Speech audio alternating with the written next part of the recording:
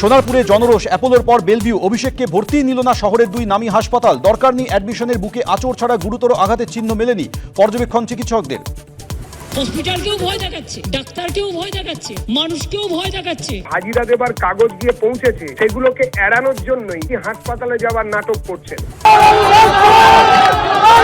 ভোটে ভরাডুবির পরে এই প্রথম কোনো কর্মসূচিতে বেরিয়ে বিক্ষোভের মুখে অভিষেক। সোনারপুরে চোর চোর স্লোগান, ধেয়ে এলো ইট, ডিম, জুতো।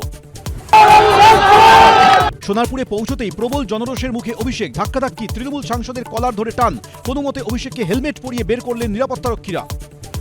সোনারপুরে বিক্ষোভের মুখে পড়ে বাইকে সওয়ার অভিষেক। নিহত তৃণমূল কর্মীর বাড়িতে ঢুকতেই বাইরে ফের বিক্ষোভ, ঝাঁটা হাতে মহিলারা। তৃণমূল সাংসদকে চোর স্লোগান।